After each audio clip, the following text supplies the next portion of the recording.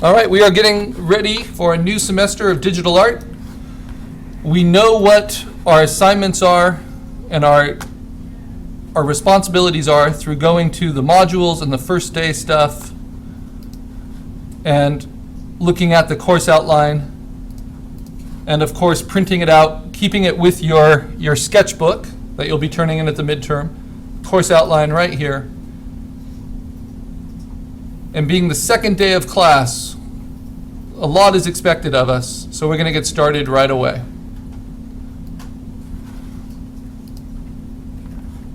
And I went, common mistake, I went to the fall list of classes. Remember that this new Canvas defaults to fall?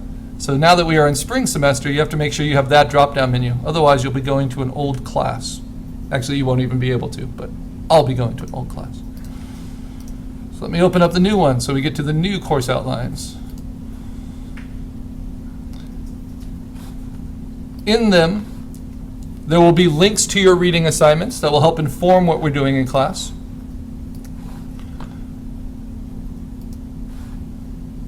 But besides those hot links to the free textbook, it's very advantageous to have it printed out in hard copy for you to reference. So here we go. So that's one of those hot links. And in the preview it doesn't work, but as a separate PDF document it should. The goal is to get you set up for a finished cartoon jumble composite for next class. This is an exercise worth 2 points, pass fail. It's going to be informed by Chapter 2's reading, which is the most important reading of the semester. So make sure that makes it onto your calendar at home.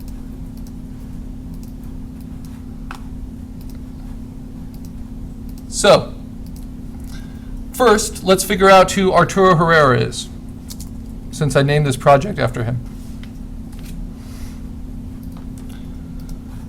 His work is widely variable. He's known for collages, he's known for paintings, he's also known for online interactive work.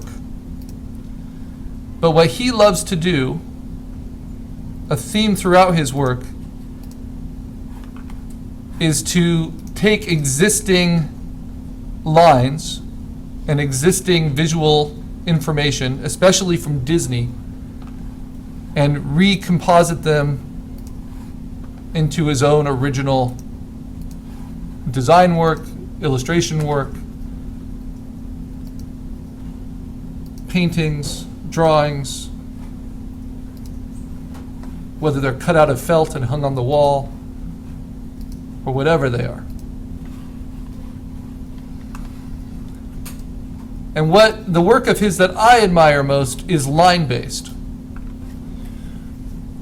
because it really shows the power of line quality. And he does this both by hand and digitally. But this is something really, really easy to do with Photoshop as a raster tool, using just pixels and using other people's pixels. So the first thing we want to do, whether we're in Digital Art 1 or Digital Art 2, is to do a Google image search for characters that we like, that someone else has made. They could be Disney characters, they could be something else. For Digital 2, I want you to think of cast sheets. And one of my favorites is Johnny Quest, designed by Alex Toth, one of the all-time great character designers. He also did the Super Friends. Now, by looking up something like a character cast sheet, especially for Digital 2, you'll see all of the work that goes into designing characters before any story is ever storyboarded or any plot that uses them. And this looks like an updated version. This is what we call, in the illustration world, in pre-production world, the cast sheet. It's very much like a police lineup. This is not to show off your drawing skills of how dynamic you can make each person. This is rather just to show the relative scale of characters when put side by side. And what I want you to notice is they try to get as much variation in those body types as possible. But the other thing I want you to notice is that the cranium size, which is like the fishbowl part of the skull, and this is true of animal characters as often as it is of human characters. So if we looked at a Looney Tunes cast sheet, it'd be the same thing, or a Simpsons cast sheet. Their cranium size is basically the same across all the different characters, regardless of age or even species. What changes in the head shape is the mandible, the jaw. So in younger characters, the jaw will usually be closer to the cranium. In animals, it will be in front of the cranium, like a muzzle. And then the older a character gets, this is especially true in Japanese comics and cartoons, the longer the mandible will grow. So let's look at, let's see, an anime cast sheet.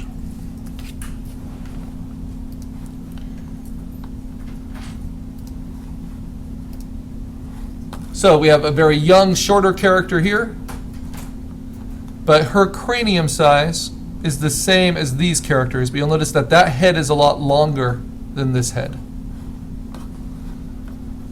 And this is what's called a high-style anime, roughly 9 to 12 heads tall for their full adults. And no one here is particularly old.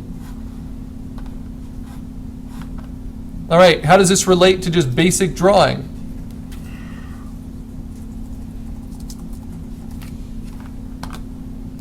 Well, let's say we have to do something pretty boring digitally. We have to draw a desk lamp, right?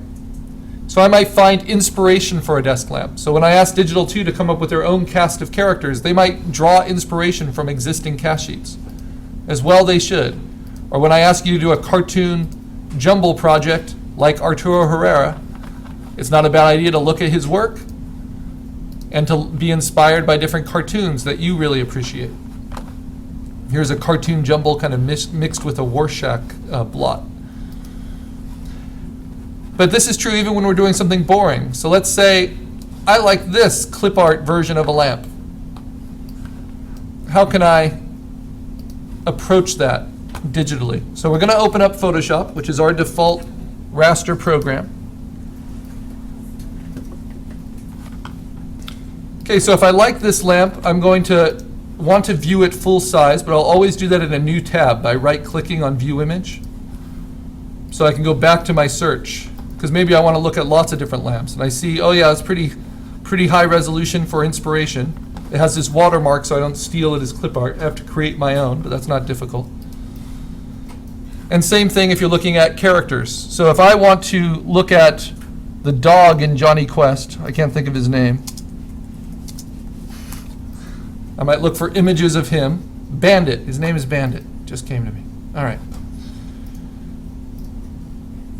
And I want to understand, how is this character constructed? What makes him tick? Ooh, I can even find the original attitude sheet for him. I guess it's the revised, but very nice. And now if I want to save that, I can simply drag and drop it to an empty space on my desktop. There's very little desktop showing right now. So if I want more, I can left click it, so I'm holding it, hit F11 to expose the desktop and drop it there, then F11 back. So now I've got the lamp, a cast sheet, I've got lots of stuff open. I want to open all of these in Photoshop, and the easiest way to do that is to select them all by drawing a rectangle through them. You can also select multiple files by holding down the Command key and clicking on multiple files. And if you want to leave one out, the Command key will deselect files as well. Once they're selected, we can't just double click, because that will open them up in Preview, which is a sub-program, a very simple image viewing program, which will be helpful for us later. But we want to actually work with them in Photoshop. So we right-click and we say Open with Photoshop.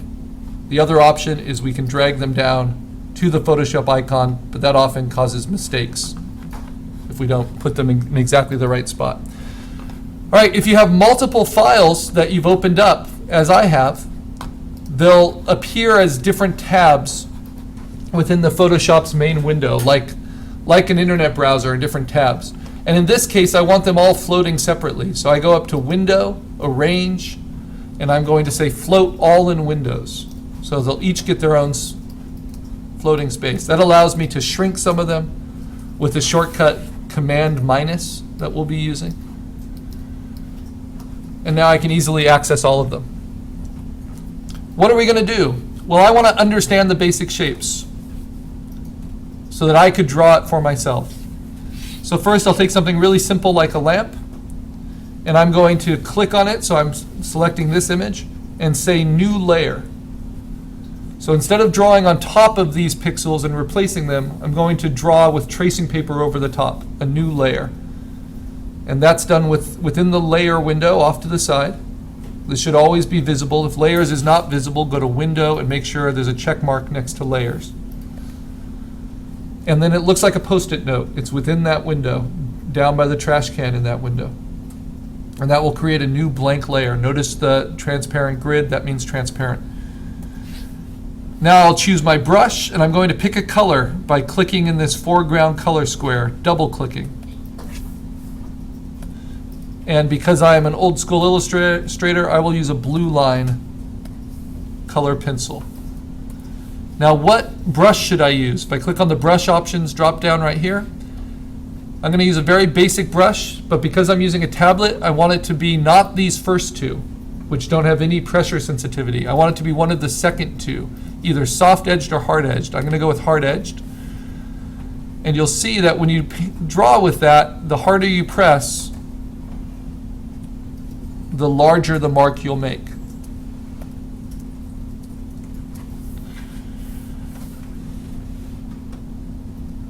And then I don't want it quite at 100% hardness. I want it a little bit softer, so it's more like a pencil, and maybe a little bit smaller. So you have all those options in size. Now I'm ready to trace the basic shapes of this. Now this is what we usually think of as tracing. Really focused at all the details. But this is why tracing is not helpful when we're doing imaginative drawings or illustrations or concept work, as we're often required to do in digital art.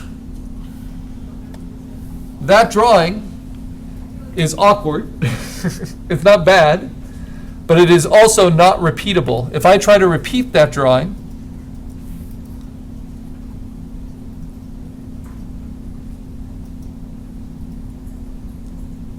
I can pay attention through careful observation and training to all the little subtleties of it.